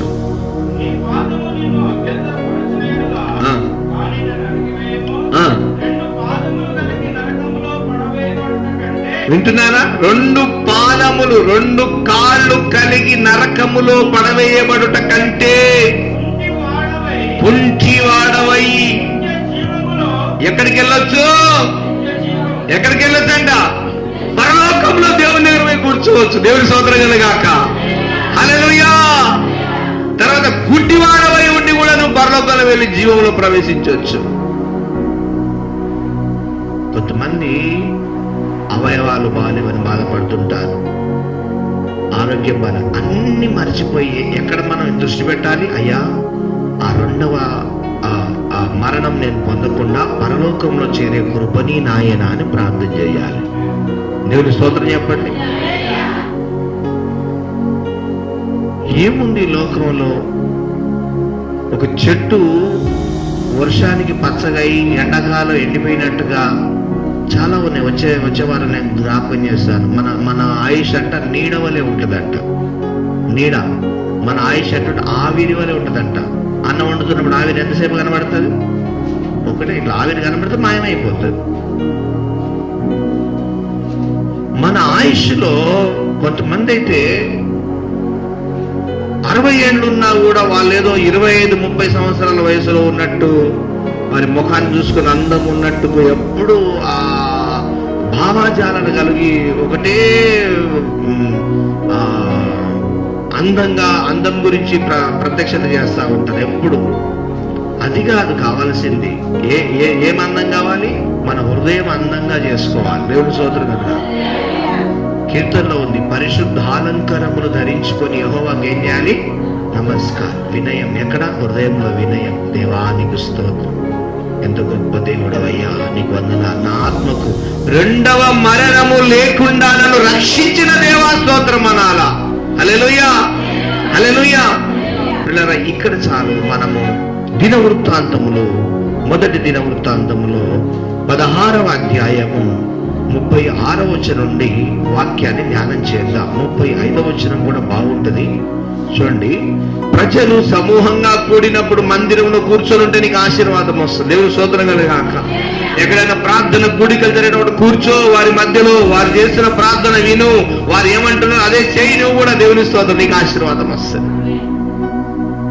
నేను ఇంటికాడనే చూస్తున్నా, నేను టీవీలో చూసుకుంటానా. చాలా మంది ఈ మధ్యన సెల్ ఫోన్లు వచ్చేసినాయి. ఇంకా చర్చికేం పోతాం లేదు, ఫోన్లు వస్తుందిగా, కూర్చొని చూసుకోవచ్చుగా, అదే మాస్టర్గా, అదే వాక్యంగా. అక్కడ ఉన్నారా చుట్టుపక్కల జనాలు ఉంటారా? మన అందరితో పాటు ఏకమై సమాజంగా కూడి ప్రార్థన చేయాలి. దేవుని స్తోత్రం కనుక. హల్లెలూయా. చూద్దాం, మొదటి దినవృత్తాంతములు 16వ అధ్యాయం 35-36. దేవా మా రక్షక, దేవా మా రక్షక, మమ్మును రక్షించుము, మమ్మును రక్షించుము, మమ్మును చేర్చుకొనుము, మమ్మును చేర్చుకొనుము. మేము నీ పరిశుద్ధ నామమునకు, నీ పరిశుద్ధ నామమునకు కృతజ్ఞతాస్తుతులు చెల్లించునట్లు నిన్ను స్తుతించుచు అతిశయించునట్లు అన్యజనుల వశము నుండి మమ్మును విడిపింపుము అని ఆయనను బతిమాలుకొనుడి. ఇశ్రాయేలీయులకు దేవుడైన యెహోవా యుగములన్నిటను స్తోత్రము నొందునుగాక. ఇలాగున వారు పాడగా జనులందరూ ఆమేనని చెప్పి యెహోవాను స్తుతించిరి. స్తోత్రం చెప్పండి. ఇప్పటి నుంచి మందిర క్రమములో చక్కగా ఉండండి. ఏం చేయాలి? అర్థమైందా? మందిర క్రమములో చక్కగా ఉండండి. ఒక బడికి పోయే అబ్బాయి ఎలా ఉంటాడో మందిర ప్రార్థనలు అన్నప్పుడు అలాగన తగ్గించుకొని వస్తే రెండవ మరణం తప్పించుకుంటావు. హల్లెలూయా. ఇష్టం వచ్చినట్టు చేస్తే దేవుని చిత్తం మనకు తెలవదు. పిల్లరా, మొన్న ఆఫ్ నైట్ ప్రార్థనలో దేవుడు ఇదిగో ఆయనకు వ్యతిరేకంగా ఇష్టం లేకుండా బ్రతికే వారిని తూడ్చేస్తా ఉంటాడు ఆయన. యవ్వనులు, పసికందులను కూడా, యవ్వనులను కూడా. ఎందుకు తెలుసా? లోతు అనేటువంటి ఒక వ్యక్తి ఒక ప్రాంతంలో ఉన్నప్పుడు, సొదొమ గొమొర్రా ప్రాంతంలో ఉన్నప్పుడు అతన్ని రక్షించడానికి దూతలు వెళతారు. ఆ దూతలు వెళ్ళిన ఇంటికి ఆ దూతలు ఎవరు? వాళ్ళని బయటికి తీసుకుని రా, వాళ్ళతో మేము పాపం చేయాలి అని చెప్పిన గుంపులో చిన్న పిల్లలు కూడా ఉన్నారంట. ఇంకా చెప్పాలంటే అది అప్పుడు జరిగిన చరిత్ర. కానీ ఇప్పుడు చిన్న పిల్లలు కూడా హృదయంలో పాపం చేస్తున్నారు. చిన్న పిల్లలు కూడా సెల్ ఫోన్లు పట్టుకొని దేవుని చిత్తానికి వ్యతిరేకమైన జీవితాన్ని గడుపుతున్నారు. జాగ్రత్త. ఎవరిని మీరు భయపడొద్దు. ఎవరిని ఆయనకు నచ్చని వ్యక్తి ఎవడున్నా దేవుడు తీసేస్తూనే ఉంటాడు. మనం అనుకుంటాం కానీ దేవుని మహాకృప మన మీద ఉంది, ఆయన ఆత్మ మన మీద ఉంది. కాబట్టి గమనించాలి, నీవు ఏ స్థితిలో ఉన్నా రెండవ మరణానికి నీవు అప్పగింపబడవు. దేవుని స్తోత్రం కలుగాక. ఏమంటున్నాడు యేసయ్య? మరణము వరకు నమ్మకముగా ఉండుము. ఏమిస్తానంటున్నాడు? జీవ కిరీటం కావాలి కదా మనకి. ఈ 100 ఏళ్ళు కావాలా? దేవునితో ఉండే యుగయుగాల కాలం కావాలా? మీ నోరాలు చెప్పండి. ఏ కాలం, ఎక్కడ, ఏం కావాలి మనకి? 100 ఏళ్ళు అందంగా ఉంచుతాను నేను, సరిపోతా. తర్వాత యుగయుగాలు నరకంలో పడిపోతాం. ఇది కావాలా, అది కావాలా? ఇప్పుడు ఇక్కడ ఎలాగున్నా ఏం జరిగినా మన నమ్మకంగా ఉంటే మనకేమి ఇస్తాడు దేవుడు? జీవ కిరీటం ఇస్తాడు. ఇప్పుడు అది కావాలా, ఇది కావాలా?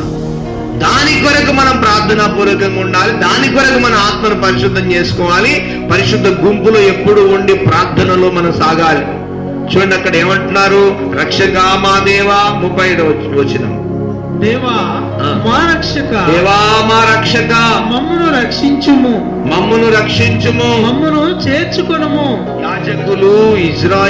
యాజకులు పరిశుద్ధులు దేవుని క్రమాలు ఎలా చేసేవారు? ఆ మందసం ముందు వారు చేస్తున్నప్పుడు ప్రజలు మౌనముగా వారు ఏం చేస్తున్నారో చూసుకుంటూ వారిని ఫాలో అయ్యేవారు. ఈ రోజుల్లో కూడా సంఘ సేవకుడు ఏం చేస్తున్నాడు చూసుకుంటే ఆయన ఫాలో అవుతున్నాడు. సంఘ సేవకుడిని శోధించుకుంటూ ఉండకూడదు, ఆయన ఫాలో అవుతుండాలి. అప్పుడు ముందుకు వెళుతుంటా వెనకంగా. లేకపోతే నీకు ఒక సంఘం కట్టాలంటే పక్కకి వెళ్ళిపోవాలి, సంఘాన్ని కట్టేసుకొని ఉండాలి. మీరు స్త్రీలు కూడా అమ్మ మీకు ఎవరిగా సంఘం కట్టాలంటే పక్కకి వెళ్ళిపోవాలి, 10 మంది కూడా పెట్టుకోవాలి, సంఘం నడిపించుకోవాలి. కానీ దేవుని చిత్తంలో నువ్వు ఉండాలి, నీ చిత్తంలో నీ ఆధీనంలో వాళ్ళు ఉండాలి.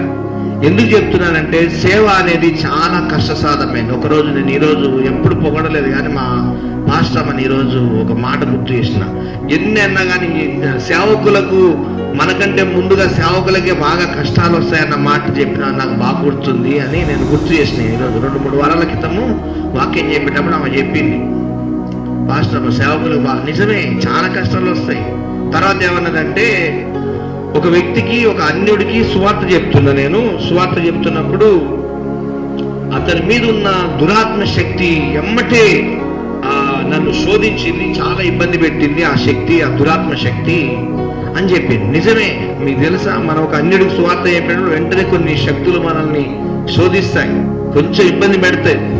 అయితే మనం సువార్త యేసయ్యను నమ్ముకో, ఆయన రక్షకుడు, నీ పాపం ఒప్పుకొని మనం చెప్పినప్పుడు ఆ వ్యక్తి నువ్వు చెప్పినట్టుగా చేస్తే నీ మీదకి ఎలాంటి ఎఫెక్ట్ రాదు. కానీ సాతానుడు అతను ఒప్పుకోనప్పుడు మనం శోధిస్తాడు. నీకెందుకురా వాడికి లేనిది అన్నట్టు. అర్థమైంది మీకు? నీకెందుకు, వాడి ఆత్మరక్షణ గురించి వాడికే ఆలోచన, నువ్వేంది వాడికి ఏదో చెప్తున్నావు అన్నట్టుగా సాతానుడు శోధిస్తాడు. మీరు కూడా అంతే కదా, ఇళ్ళ మధ్య ఎవరికి మంచి సలహాలు ఇస్తారు. శ్రీలారా ఏం చేస్తారు మీరు? ఇట్లుండవే, అట్లుండవే, అట్లుండి ఇట్లుండి, ఇటు చూసుకో, అటు చూసుకో అంటే ఆమె అట్లుండదు. అప్పుడు ఏమంటారు? నీకెందుకమ్మా ఆమెకి ఇంత కూడా ఆలోచన లేదు, దానికి ఆమెకు పోయి ఆలోచన చెప్తున్నావు అంటారా అనరా? ఆమె ఏమన్నా మంచిదా? ఆమె ఏమన్నా చెప్తుందా? నువ్వు చెప్పింది ఆమె చేస్తుందా? చేసే రకమేనా? నీ మాట వినే రకమేనా? ఎందుకు ఆమెకు చెప్తున్నావు అని అంటారు. సాధారణుడు కూడా ఒక వ్యక్తికి మనం సువార్త చెప్పేటప్పుడు మనం ఆత్మశక్తితో వెళ్ళి చెప్పాలి, దేవునికి అప్పగించాలి. చాలా శక్తిగా మనం సువార్త చెప్పినప్పుడు ఆ యొక్క దైవ శక్తితో అతను దర్శింపబడతాడు. దేవుని స్తోత్రం కనుక అన్ని చిన్న జోలికి మనం పోయినప్పుడు కొంచెం శోధింపబడతాం గనుక ఇక్కడ చూడండి ఏమంటున్నాడు? దేవా మా రక్షక, మమ్మును రక్షించుము, మమ్మును రక్షింపుము, మమ్మును చేర్చుకొనుము, మమ్మును చేర్చుకొనుము. మేము నీ పరిశుద్ధ నామమునకు కృతజ్ఞతాస్తుతులు చెల్లించునట్లు, నిన్ను స్తుతించుచు అతిశయించునట్లు అన్యజనుల వశములో నుండి మళ్ళీ చూడండి, విడిపింపుము. నీవు దేవుని ఆరాధించడానికి కోరుకున్నప్పుడు ఎవరి ద్వారా శోధన వస్తుంది? అన్యజనుల ద్వారా శోధన వస్తుంది. రాయబడింది అక్కడ. 1000 సంవత్సరాల క్రితమే వారి బాధలు చెప్పుకుంటున్నారు దేవునికి.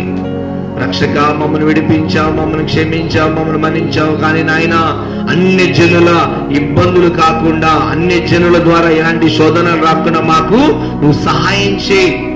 మీకు తెలుసా, మనమందరము పరలోక రాజ్యంలో చేర్చబడే గుంపులో ఉన్నాం. దేవుని స్తోత్రం కలుగుగాక.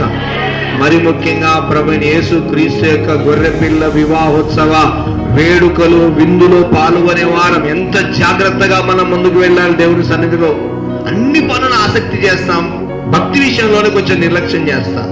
అలా చేయకూడదు. హల్లెలూయా.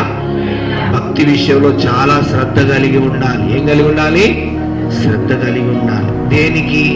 మన ఆత్మ రెండవ మరణానికి అప్పగించకుండా పరలోకంలో నిత్యత్వంలోకి వెళ్ళిపోవడానికి మనం జాగ్రత్త కలిగి ఉండాలి. హల్లెలూయా. అడుగు అడుగున దేవుడు అనుభవాలు ఇస్తాడు. మనం చేరిన మనందరికి కూడా ఎన్నో అనుభవాలు ఇచ్చినాడు. దేనికంటే ఆశీర్వదించడానికి. దేవుని స్తోత్రం కలుగాక. మన ప్రతి అనుభవం దేనికి తీసుకెళ్తాడు దేవుడు? ఆశీర్వాదం.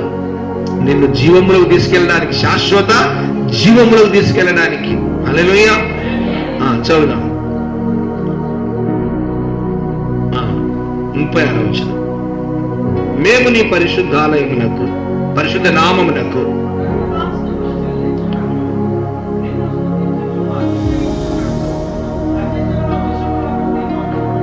చూడండి. ఎవరి ద్వారా ఇబ్బంది జరుగుతుందంట చెప్పాలి. ఎవరి ద్వారా? నువ్వు దేవుని ఆరాధించడానికి, దేవుని స్తుతించడానికి, దేవుని కొనియాడడానికి రావాలని చూస్తుంటావు. ఎవరి ద్వారా శోధన వస్తుందంట? వాళ్ళ వశములో నుండి కూడా మమ్మల్ని తప్పించి కాపాడమయ్యా అని ప్రార్థన చేస్తున్నారు. ఆ కాలంలోనే నువ్వు చేస్తున్నావా? అయ్యా అన్ని జనులు, కూర్చోరా, కూర్చో, మంచి కూర్చో. అన్య జనుల ద్వారా, వారి ద్వారా కూడా మాకు ఎలాంటి ఇబ్బంది రావద్దయ్యా అని ఏం చేయాలి? పదే పదే ప్రార్థన చేయాలి. అన్య జనుల ద్వారా రావద్దయ్యా, నేను నిన్ను స్తుతించాలి, ఆరాధించాలి, కీర్తించాలి. అన్య జనుల వశములో నుండి నన్ను విడిపించు. తర్వాత ఇశ్రాయేలులకు దేవుడని యెహోవా. ఎన్ని యుగాలంట ఆయన? యుగములన్నిటను స్తోత్రం నొందదగిన దేవుడిని నువ్వు నమ్ముకున్నావు. దేవుని స్తోత్రం కలుగాక. నీ ఆత్మ పరలోకంలో యుగ యుగాలు దేవునితో ఉంటది. ఆ యుగ యుగాల స్తోత్రారుడైన దేవునితో నువ్వు ఉంటావు. ఇంత గొప్ప దేవుని సన్నిధిలో నువ్వు ఉండగా నీ ప్రార్థన ఎలా ఉంది? నీ భక్తి ఎలా ఉంది? నీ విశ్వాసం ఎలా ఉంది? నీ పరిశుద్ధత ఎలా ఉంది? మీకు తెలుసా, నీ ఆశలే నిన్ను శోధిస్తూ ఉన్నాయి. ఏం చేస్తుంటో తెలుసు? కొంతమందిని ఆశలు, అత్యాశ, ఆశ, అత్యాశ. అడవుల్లో బతుకుతలేరు జనాలు. ఉప్పు కారం వేసుకొని తిని గడిపే రోజులు కూడా చూపిస్తానని జనాలు బతుకుతున్నారా లేదా? మనకెంతసేపు ఆదివారం వచ్చిందంటే మటన్ కావాలా, ఇంకొక రోజు మధ్యలో గుర్తుకొస్తే నాలుక కింద నవలడానికి ఇంకొక కిలో చికెన్ కావాలా. నిన్న ఉదయం ప్రార్థన అవుతుంటే పాస్టర్ గారు గురంపొడి వెళ్తున్నాను. ఆ పాస్టర్ గారు వంశీ వచ్చేటప్పుడు ఒక 5 కిలోలు చికెన్ తీసుకెళ్తారు. ఆగన్నాడు. ఎందుకయ్యా చికెన్ పెట్టి జనాలు ఇబ్బంది పెడుతున్నావు? బంద్ చేయన్నా. బంద్ చేసి మంచి దొండకాయ పచ్చడి చేసింది. తిన్న తర్వాత అందరు చెప్తారు, అయ్యా చికెన్ పెట్టకపోవడమే మంచిది అని. ఎందుకంటే ప్రజలు బాగా అలవాటైపోయారు. అంటే దాని ద్వారా ఏమొస్తుంది? ఏమి రాదు. అప్పటికప్పుడు తృప్తి తప్ప. ఎక్కువ తినొచ్చు నెలకొకసారి, కానీ ఎప్పుడు అదేనా? ఎప్పుడు అదేనా? ప్రార్థన అంటే చికెనే, ప్రార్థన అంటే మటనే, ప్రార్థన అంటే చేపలే. ఏంది? ఏమైపోతాం? శరీరం అయితే కూడా కాపాడుకోవాలని వేడైతుంది. ఒక్కోసారి శరీరాన్ని చాలా జాగ్రత్త చూసుకోవాలి. ఎందుకంటే మనం ఎక్కడ దేవుని రాజ్యములో ప్రవేశించేంత వరకు మన ఆరోగ్యాన్ని మనం కాపాడుకోవాలి. హల్లెలూయా, హల్లెలూయా. చూడండి, యుగములన్నిటను స్తోత్రము నొందునుగాక ఇలాగన వారు పాడగా దేవునికి స్తోత్రం కలుగాక. దేవుని సన్నిధిలో అందరం కూడి ఆరాధిస్తున్నప్పుడు హృదయపూర్వకంగా ఆరాధించాలి. సర్వయుగములలో సజీవుడైన దేవుడు మన దేవుడు. దేవుని స్తోత్రం కలుగాక. మనకు ఆశీర్వాదాలు ఎక్కువ కావాలా, శాపాలు ఎక్కువ కావాలా? నాలుకని ఎలా చూసుకోవాలి? ఇప్పుడు నాలుక నిండా ఏం కావాలి? నాలుక నిండా ఏం ఉంచుకోవాలి మనం? పొద్దున్న తెలిసి కోడలను ఆశీర్వదించు. దేవుని స్తోత్రం కలుగాక. నువ్వు కోడలను ఆశీర్వదిస్తే నువ్వు నిజమైన అత్తవి. దేవుని స్తోత్రం కలుగాక. నువ్వు కోడల మీద చేయి పెట్టి ప్రార్థన చేయి. దేవుని స్తోత్రం కలుగాక. నువ్వు నిజమైన అత్తవుగా కనబడతావు. నీ బిడ్డల మీద చేయి పెట్టి ప్రార్థన చేయి. పొద్దున్న లేచి నీ భర్త కొరకు ప్రార్థన చేయి. భార్య కొరకు ప్రార్థన చేయి. హృదయపూర్వ పొద్దున్నే. అసలు పరలోక రాజ్యం అంట మన మధ్యలోనే ఉందంట. మనం అనుకుంటే పరలోక రాజ్యం రావాలి, కాదు పరలోకం ఉందట. యేసయ్య ఎప్పుడో అన్నాడు, పరలోక రాజ్యం సమీపించినది, మీరందరూ మారు మనసు. మనలోనే పరలోక రాజ్యం చూసుకోవాలంట మనం. దేవుని స్తోత్రం కనుక. చాలా మంది ఏమనుకుంటారు, ఇక్కడ లేదు పరలోకం ఎక్కడో ఉంది అనుకుంటారు. కాదు, ఇక్కడే ఉంది. పొద్దున్న లేచిన హృదయపూర్వకంగా ప్రార్థన చేయి, ఆనందంగా ఉండు, సంతోషంగా ఉండు, దేవునికి నమ్మకంగా ఉండు, వాగ్దానాలు ఎత్తిపట్టి ప్రార్థన చేయి, యథార్థంగా ఉండు, పరిశుద్ధంగా ఉండు, నీతిగా ఉండు, నిరీక్షించు. దేవుని రాకడ కొరకు అయ్యా రెండవ మరణం అప్పగించకుండా, రెండవ మరణం కలగకుండా, నా ఆత్మ యుగములో సర్వయుగములో సజీవుడు నిన్ను ఆరాధించే కృప నాకు దయచేయి. నిత్యత్వంలో పరలోకంలో నా ఆత్మ నీతో ఉండినట్టు కృప చూపు నాయన. నువ్వు ప్రార్థన చేస్తూనే ఉండు. పొద్దున్నే లేచి శాపవచనాలు మాట్లాడకండి, దేవుని స్తోత్రం కలుగాక. పొద్దున్న లేచి ఇంటి పక్కన తిట్టకండి, దేవుని స్తోత్రం కలుగాక. పొద్దున్న లేచి ఇంటోళ్ళని తిట్టకండి. పొద్దున్న లేచి నీ నోట్లో ఏం మాట్లాడాలా? రేపు మాత్రం సాక్ష్యము మీరు చెప్పుకోవాలి వచ్చేవారు. రేపటి నుంచి నిద్ర లేవగానే నీ భర్తను నువ్వు ఆశీర్వదించాలి. ఎందుకు నవ్వుకుంటూ మాట్లాడి? మీకు తెలుసు అమెరికా వాళ్ళు ముఖంలో ముఖం పెట్టి మాట్లాడుకుంటూ నవ్వుతుంటారు. మనదేమో అటు మొహం పెడితే ఇటు మాట్లాడుతుంటాం. అమ్మ అది ఏడుందమ్మా అని ఆయన అడిగితే ఏమో ఏడుందో చూసుకోరాదా అని ఏమో అంటుంటాడు. ఆయన ఏదో అడిగితే ఈయనేదో అడిగితే ఆయన ఏమో ఏడబడేసినా చూసుకోపో అంటుంటాడు. ఒకరినొకరు కళ్ళలో కళ్ళు పెట్టి ఇట్లా చూసుకొని మాట్లాడుకున్నప్పుడు దేవుని ఆత్మ మన మధ్యలో ఆ సంతోషాన్ని ఇస్తారు. దేవుని స్తోత్రం కనుక మంచిగా ప్రేమగా మాట్లాడాలని జ్ఞాపకం చేస్తున్నా. ఎలా మాట్లాడాలి? ఇంట్లో ఉన్న వాళ్ళతో కూడా ప్రేమగా మంచిగా. ఏంటి చెప్పనాలి? కొంతమంది పేర్లు చెప్పను కానీ కొంతమంది వినయాన్ని చూసి నేనే ఆశ్చర్యపోతా. దేవుని స్తోత్రం కనుక కొంతమంది వినయం, వారి భక్తి, వారి నీతి, వారి యొక్క ప్రవర్తన చాలా ధన్యంగా అనమాట. అన్న భయపడకూడదు. మనం ఎక్కడ ప్రవేశిస్తామో, నాకు ఒక కాలు చేయలేకపోయినా నేను పరలోకం వెళ్ళిపోవచ్చు. దేవుని స్తోత్రం కలుగాక. హల్లెలూయా. కొన్ని ఏళ్ళకి నా కాలు చేయి దేవుడు తీసేసినా పరలోకం వెళ్ళిపోవచ్చు. అందుకు నేను గుర్తు చేస్తా ఉన్నా. మన అంగహీనులమై కూడా ఎక్కడ ప్రవేశించు? జీవంలో ప్రవేశించు. జీవంలో ప్రవేశించడం ఏం చేయాలి? ఈ లోకంలో ఉండగా దేవుని మీద విశ్వాసం ఉంచి వాగ్దానాలను ఎత్తిపట్టుకోవాలి. వాగ్దానాలు చెప్పబడుతున్న స్థలములో మందలో కూర్చొని స్తోత్రం అంటున్నారు. హల్లెలూయా. దేవుడి మాటలు దీవించదు కాక. అందరికీ చక్కగా అర్థమవుతుందా? మన ఆరాధన వాక్యాలు అర్థమవుతున్నాయా? దేవుని స్తోత్రం. మరి నాకు సర్టిఫికెట్ ఇచ్చేవాళ్ళు కూడా ఉన్నారు. నాకు వాళ్ళు అప్పుడప్పుడు సర్టిఫికెట్ ఇస్తుంటారా, మంచి చెప్తున్నామన్నా ఈ మధ్యన అని నాకు కొంతమంది టీచర్లు ఉంటారు, వాళ్ళు సర్టిఫికెట్ ఇస్తుంటారు. అప్పుడు అయ్యా స్తోత్రం నాయన నేను కూడా నాకుండే మేము చేసుకుంటాను. ఎందుకంటే ఇది బాధ్యత, తెలుసా మీకు? ఇది చాలా బాధ్యత. ఈ ఆత్మలన్నీ దేవుని దగ్గర మేము లెక్క చెప్పాలి. పలానా వ్యక్తులు వచ్చినప్పుడు నువ్వు ఏమి ఉపదేశించామని ప్రభు అడుగుతాడు. కాబట్టి మన ఆత్మలు చాలా జాగ్రత్తగా మనము కాపాడుకోవాలి. బాధలు కష్టాలు పట్టించుకోవద్దు. దేవుని స్తోత్రం కనుక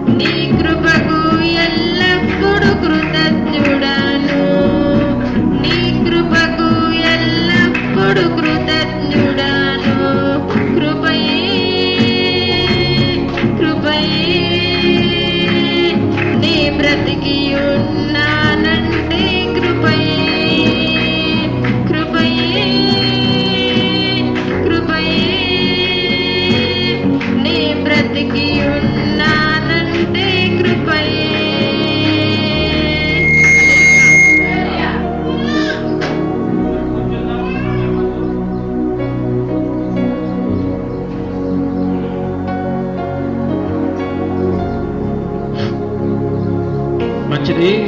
సమయంలో ప్రేమిల దేవుని బిడ్డలారా, మరి ఈ వారంలో ఎవరైనా గృహ కూడిక ఏర్పాటు చేసుకుంటే దయచేసి ఈ సమయం మందు మీ హృదయాలు ప్రేరేపించబడితే దైవ సేవకులకు తెలియపరచండి. మరి గడిచినటువంటి వారంలో ఆఫ్ నైట్ ప్రార్థన శుక్రవారం రాత్రి జరిగింది కాబట్టి సంఘ కార్యక్రమాల్లో ప్రతి ఒక్కరూ దయచేసి పాలు పొందులు పంచుకున్నటకు మీరు సిద్ధపడి ఉండాల్సిందిగా ప్రభు పేరిట మనం చేస్తూ ఉన్నాం. మనకెన్నో పనులు ఉండొచ్చు, కానీ అన్ని పనుల కంటే ప్రాముఖ్యమైన పని ప్రభుని ఆరాధించటం, దేవుని మందిరంలో కనబడటం, దేవుని జ్ఞానాన్ని పొందుకోవటం. కాబట్టి దయచేసి యేసుక్రీస్తు కృపా సంఘంలో ఏర్పాటు చేయబడిన ప్రతి కార్యక్రమంలో, అంటే ప్రతి ఆరాధన కార్యక్రమంలో కూడా ఖచ్చితంగా పాల్గొనేటటువంటి సమయము మీరు ఇవ్వాలి. ఎందుకంటే మనం ఎన్నో పనులకు సమయం ఇస్తూ ఉన్నాం, కానీ దేవుడు అనుగ్రహించబడినటువంటి ఆరాధన కార్యక్రమంలో సమయంలో కూడా మనమందరం కూడా పాలు పొందుకుంటే మనకు మహిమ, దేవునికి మహిమ, మనందరికీ దీవెన. కాబట్టి మరి వారంలో ఎవరైనా గృహ కూడిక ఏర్పాటు చేసుకుంటే మరి తెలియపరచండి, మరి తర్వాతనైనా తెలియపరచండి. కాబట్టి అక్కడ మందిర నిర్మాణ పనుల కొరకు కూడా ప్రార్థన చేయండి. యేసుక్రీస్తు కృపా సంఘంలో ఏర్పాటు చేయబడిన ప్రతి ఆరాధన కార్యక్రమం ప్రభుకు మహిమకరంగా. ఇంకొకటి ఏంటంటే, ఏర్పాటు చేయబడిన సంఘంలో మరింత మంది నింపబడినట్లుగా కూడా నూతనమైన ఆత్మలు కూడా అనుగ్రహించబడు రీతిగా ప్రార్థనలు పెట్టండి. ప్రార్థన చేసుకుందాం. మనమందరం తల్ల వంచినట్లయితే చివరి ప్రార్థనతో ఈ మొదటి ఆరాధనను ముగించుకుందాం. మన మధ్యలో పాస్టమ్మ గారు ప్రార్థన చేస్తుండగా అందరం ఏకీభవిద్దాం.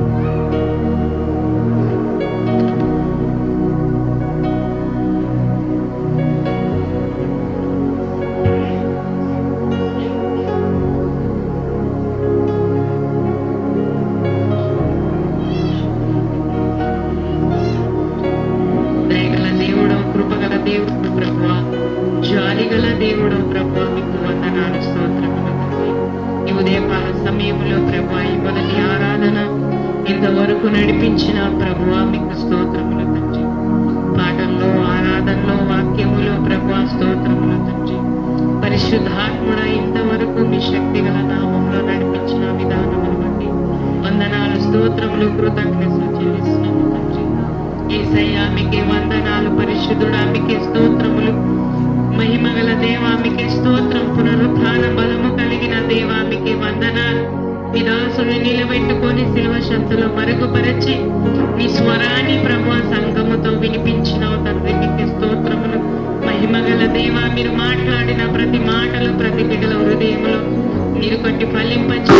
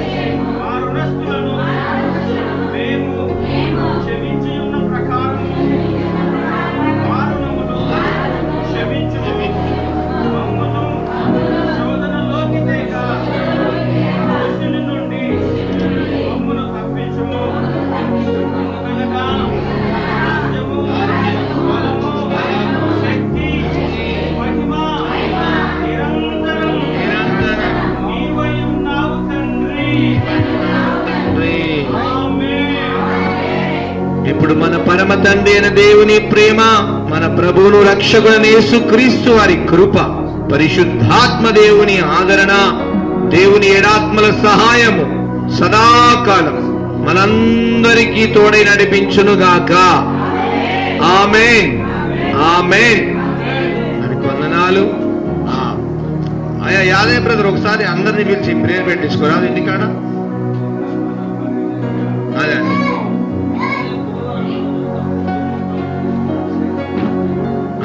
బుధవారము తమ్ముడు స్టీఫెన్ ఇంట్లో ప్రార్థనమ్మ, అదే మన తమ్ముడు గిరికాడ. అందరు రండి ఆడికి. ప్రత్యేకంగా ఈ రోజు మరి మన మధ్యలో చాలా రోజుల క్రితం నుంచి మందిరానికి రాలేకపోయినాడు అన్న శ్రీరాములు అన్నగారు ఈ రోజు మన మధ్యలో వచ్చినారు. అన్నగారి గురించి అందరూ ఒక్క నిమిషం ప్రార్థన చేద్దాం. ఒక్క చేతులు ఎత్తండి, నేను ప్రార్థన చేస్తాను, మీరు కూడా ఏకీభవించండి.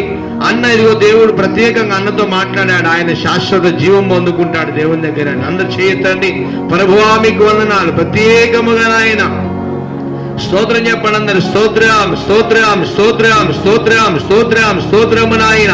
పరిశుద్ధుడా, ప్రేమ గల తండ్రి, ప్రత్యేకంగా ప్రార్థన చేస్తున్నా అయ్యా నీకు వందనాలు. గడ్డ శ్రీరాములను బట్టి మీకు వందనాలు, స్తోత్రాలు. గడిచిన దినాలలో అనారోగ్యము సాతానుడు ప్రభు అనారోగ్యం కలగజేసి నాయన మరి ప్రభు కాలు నాయన మీకు స్తోత్రాలు తండ్రి తీసివేసినప్పటికీ మీ కృపలో ప్రభు అయా నిలబడున్నాడు తండ్రి. మీకు స్తోత్రాలు తండ్రి. దయగల తండ్రి, ధైర్యం ఇవ్వండి, ఆశీర్వదించండి. ప్రతిరోజు అన్నతో మీరు మాట్లాడండి, ప్రార్థన శక్తితో నింపండి, కృప చూపండి. శాశ్వత జీవము, నిత్య జీవం పొందుకొంటకు విశ్వాసంతో నా దేవుడు నాకున్నాడు, నా తల్లి గర్భంలో రూపించిన నా దేవుడు నాకున్నాడని విశ్వాసంతో హృదయం నింపి దీవించమని తను ప్రేమించిన నాయన ప్రేమకను బట్టి మీకు స్తోత్రాలు ప్రభువా. అయా అక్కగారు చేసిన ప్రార్థన దీవించండి అయా. అనేక మార్లు తండ్రి యాక్సిడెంట్లు, ప్రమాదాలు తండ్రి ఎన్నో శోధనలు జరిగినా మీ సన్నిధిలో నిలబడున్నారు. వారికి శాశ్వత జీవం అనుగురించి దీవించమని వారిని ప్రేమించిన కుమారుడు ప్రభు మధుని బట్టి వందనాలు. బిడ్డను జ్ఞాపకం చేసుకోండి. మీ సన్నిధానంలో బిడ్డను మీ రక్తంతో కడిగి పవిత్రపరిచి పరిశుద్ధపరచమని అయా. బిడ్డ ప్రభు కీర్తనను బట్టి, రామకృష్ణను బట్టి మీకు వందనాలు. కొడుకు ప్రభు కోడల్ని అయా, కూతుర్ని అల్లుడిని దీవించండి. ఇచ్చిన మనవరాలను దీవించమని యేసు నామములో ప్రార్థిస్తున్నాం తండ్రి. అలాగే మన మధ్యలో ఉన్న లక్ష్మయ్యన్న కొరకు ప్రత్యేకంగా ప్రార్థన చేద్దాం. అన్న త్వరగా శక్తి పొందుకొని ఆయన కూడా పని చేయనట్లుగా ప్రార్థన, చిన్న ప్రార్థన. పరిశుద్ధుడా, స్తోత్రం చెప్పండి అందరూ. స్తోత్రం, స్తోత్రం, స్తోత్రం, స్తోత్రం, స్తోత్రము నాయన. అయ్యా మీకు వందనాలు. లక్ష్మయ్యన్న గారిని బట్టి ప్రార్థిస్తున్నాం. విశ్వాసములు నాయన నిలబడి మీ సన్నిధిలో ఉండగా సాతానుడు తండ్రి అయా ఆలోచన కలిగి నరములను వీక్ చేసి నాయన మరి శోధించి ఉండగా దయగల తండ్రి ప్రాణాపాయ స్థితులు కానీ నువ్వు రక్షించినావు, విమోచించావు. త్వరగా ప్రభు ఎడమకాలు ఎడమ చెవిని శక్తితో నింపండి, బలం ఇవ్వండి, రక్తం ఇవ్వండి. త్వరగా లేచి సాక్ష్యం చెప్పుకోవాలి ప్రభువా. అయా పని చేయాలి, కృప చూపండి, సహాయం చేయమని అక్కను దీవించండి. ఇచ్చిన పిల్లలు దీవించమని యేసునామములో మా సంఘ బిడ్డల్లో ప్రతి బిడ్డకు మీ కాపుదల అనుగ్రహించమని యేసు నామములో ప్రార్థిస్తున్నాం తండ్రి. వందనాలు.